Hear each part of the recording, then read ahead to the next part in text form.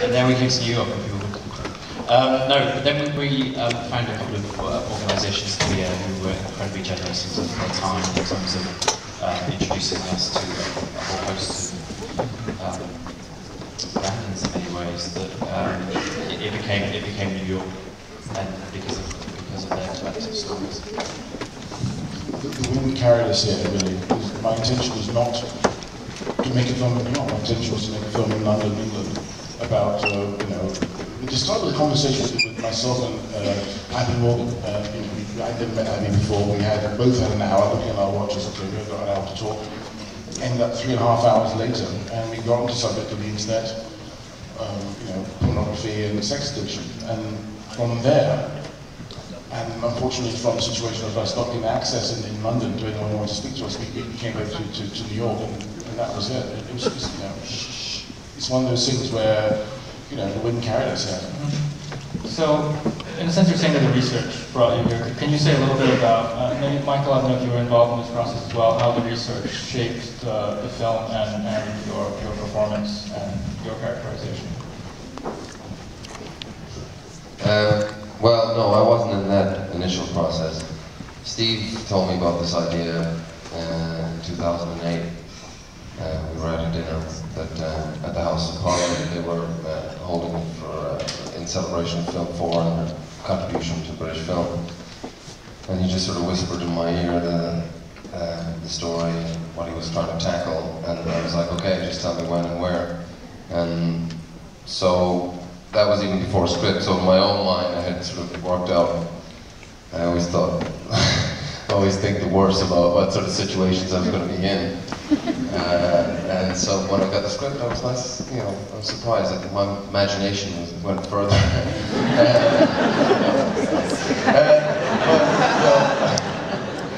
But so basically, I had to get there. It's always a time constraint. I was coming off another film.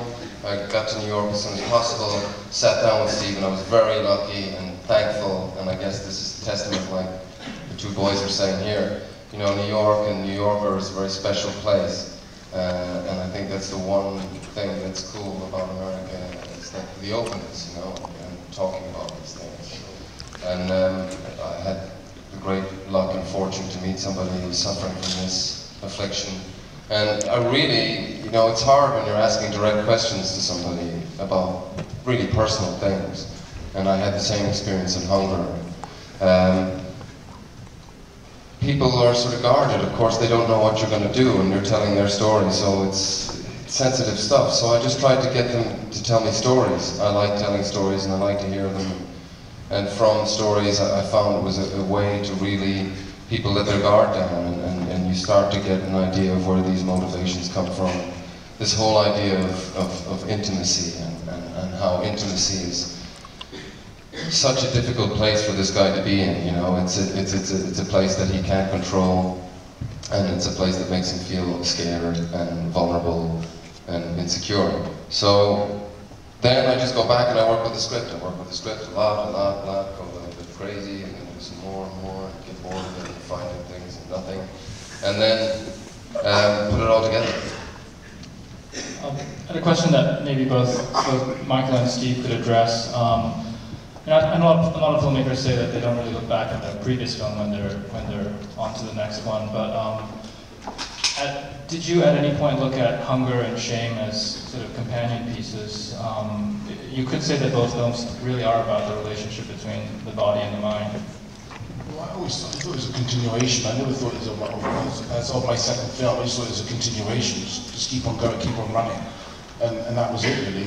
I didn't look back in the sense of the way they were looking at Hunger, because it was the same film as far as I was concerned. That was it. Well, in the way that I don't really like the idea of sort of second anything, or third, or fourth. It just, it is. It's an ism. And then within that ism, there's a situation. And you're not in Belfast. We're not in a prison cell. Okay, the action, continuation. It's just the two films together, and it's a continuation. That's it.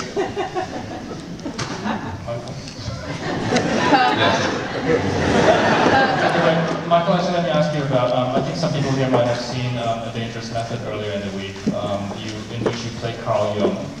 Is this the film that you made just before this? No, I was manipulating metal in between. Dangerous Method, X-Men, and Unchained. But since some people might have seen Dangerous Method and Unchained within the span of 48 hours, I'm wondering if you held those two characters in mind, whether they were in a sense, in a conversation on your own. No, it's kind of weird, and even sort of, sitting here now, and it's really nice to reflect. And we thank God, it almost seems like it was a year ago that we did this. It's so weird that it's turned over so quickly, and it's here now, and we're back in New York, which is really special to have it here with the local audience, And, it's I forgot what I was going to say.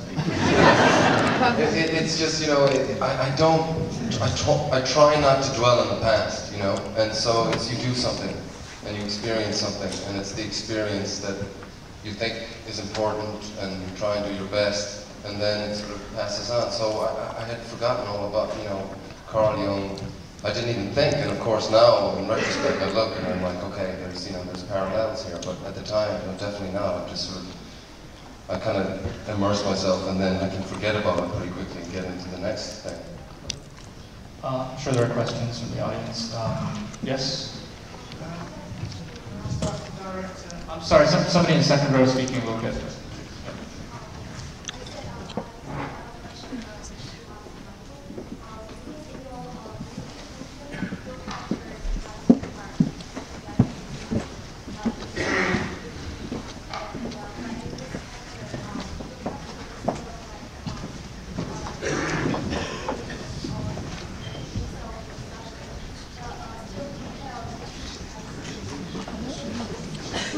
Because the question is about... Well, actually, let's stick with one question. That was one question, and we will stick with that.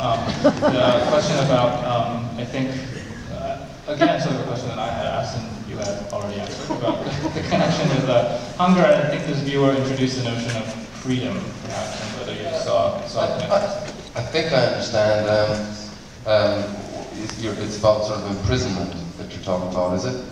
And one guy is sort of using his body to find some sense of freedom, perhaps, in himself, and the other guy is imprisoned by the flesh and these sort of impulses that he's fully aware of. That's why I like him, it's because he's trying, he's battling it, and he's fully aware that he's suffering from this illness. And yeah, his sort of escapades, and physical escapades, are in a sense his sort of prison. So yeah, I think, is that... Okay, sorry, we got a long... We're going to try to take a few more questions. We appreciate your determination. It's hard to see in the back. Other hands in the back? Okay, yes, just speak up.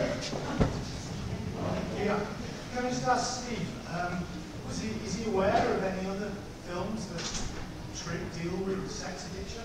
The question is for Steve, and whether he was aware of other films that deal with sex addiction. And I would maybe answer that whether you were thinking of other films that deal with addiction, because there obviously are, that obviously is a genre. No, I was just interested in the subject matter, really. And it was not about sort of being a pioneer and making the first film about sex addiction. I don't think I am. I just love the idea that this addiction had to do with, in order to facilitate this addiction, had to do with another person. Sometimes, of course, you do it, you do it on your own, of course, but in order to facilitate this addiction, you needed another person, and there's a drama. And of course, you think of Billy Wilder, Lost Weekend, with alcohol addiction, and those kind of films. But it's I'm not interested. Films that then they become boring to talk about. You make people who have sort of the encyclopedia brains about film. That's not interesting. What's interesting is that you focus on what you're looking at and find it within the frame and tell a story. That's what's interesting. I think for me, it was about being here and the research, and that's what gave us the film. The film was about what people. I don't want to put my stencil onto a subject matter. I want to sort of be open to what it offers up. And as far as references is concerned about other films, it's not. that wasn't my main focus. It was more about how do you sort of depict something within a narrative form within this whole idea of sex addiction.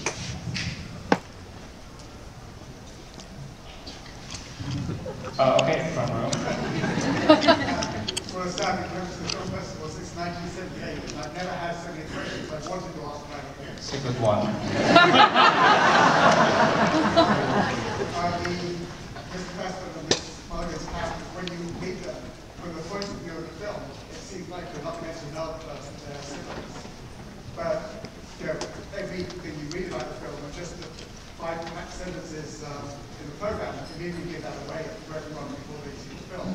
So I'd like to say what Mr. McQueen thinks about that, and if you could further please know that, or okay.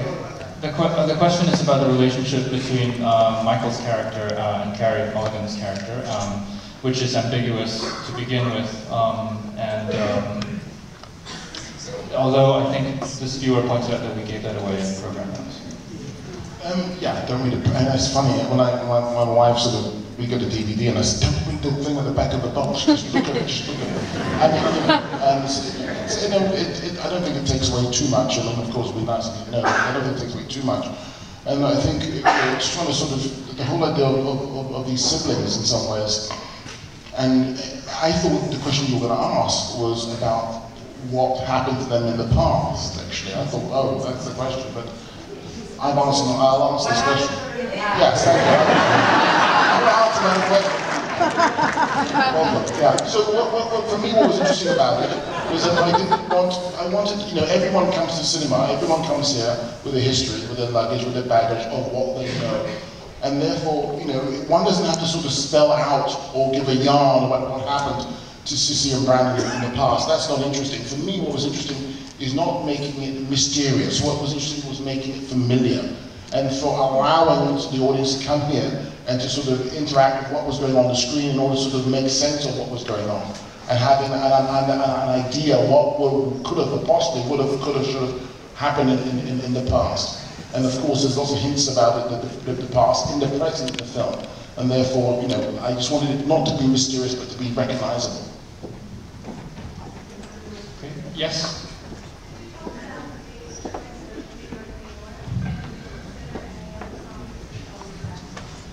The question is about the scene in which Carey Mulligan's character sings New York, New York, and the choice of that song.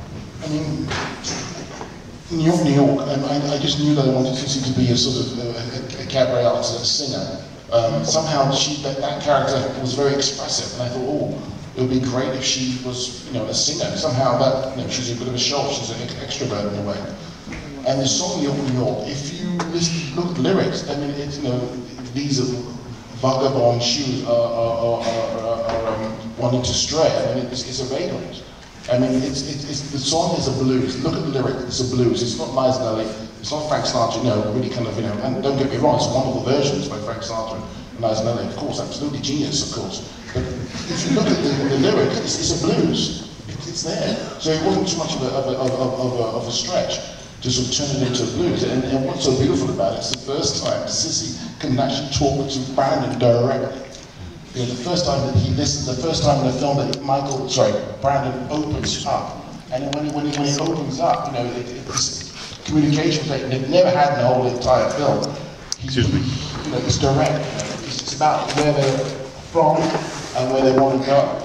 And of course, it's about that sort of intimacy that these two characters have, but also it's about the outer surroundings, outer environment of New York, of course, as well. And I just thought it was so many things going on in one song. It's the abstract that can actually be so crystal clear, you know. Yes.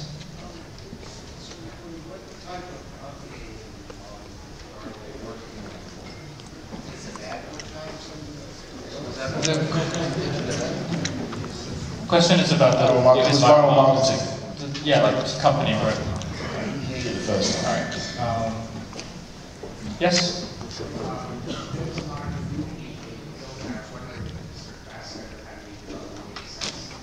The question is, this viewer noticed that there was a lot of nudity in the film. You were wondering, were you? I was wondering. Michael had any trouble with the sex scenes. Well, of course. I mean, I don't know. I mean, I don't feel like I'm such an exhibitionist, you know. So of course, you know, you feel self-conscious and nervous and awkward. But you know, the thing is, I knew that it was coming. Like I said before, even before I got the script, you know. It's about trust, I suppose, really, and you know, I remember Steve, being the gentleman that he is, was sort of, you know, he was like, Michael, got you something, you know, like, you know, you might have to do something. And I was like, well, listen, don't worry about it. I said, you put the camera where you need to put it. We don't need to discuss this. Let's just get on with it. And that's kind of just the way we went about it. You know, it's, of course, you feel awkward. The most important thing is when you're with somebody else that they feel like they're not being exploited, they're not, you know, you're not taking advantage of them. And so that is where you really, that's the toughest part of it, I have to say. When I was on my own, it was fine. I wanted the character to be ambidextrous. No, I'm just messing. You know, with the 3D camera. It gets tricky when you're working with somebody else, and you just that's where all the care and attention really has to take place, and that can be difficult. But everybody that I was working with, you know, I have to say hats off. And this man here beside me, you know, it's just, you know, you're surrounded by people that are passionate and capable, and just, you know, a thank you to all the people involved on that level. Can I ask a question? Who are you asking? They cut our sex scene out. I'm going to ask you a question about that, actually. What was it like playing such an arsehole? Unfortunately, it comes easy to me. I will say, I'm sorry, I just saw the film for the first time, so I'm a little bit at a loss of words, but on the subject of sex, we show up to work one day, and Steve opens up a bedroom, puts a microphone in it, and tells Carrie and I to go inside and says, okay, go have fun, get at it. And the entire scene was on Michael. And I looked at Carrie and I said, have you ever done this before? And she goes, no.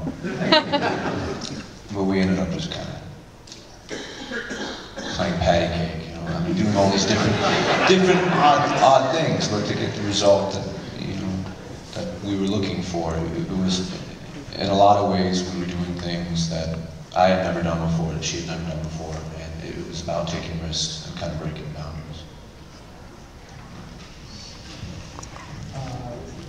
Yes. Yes, you. I have a question for Steve. I was wondering how you developed the visual look of the film, and specifically, how did you work with your DP? Did you storyboard, and how did the whole compositions and the visual look come about? The question is for Steve, and it's about the look of the film and his collaboration with his cinematographer. Well, I never storyboard. Idea. You have to find it. I think what it is, you have to find it, and it's one of those situations where, with James and Michael, they are a collaborator in finding the image. You know, how are they moving in the frame? You know, how are they comfortable? What do they want to do? What's natural?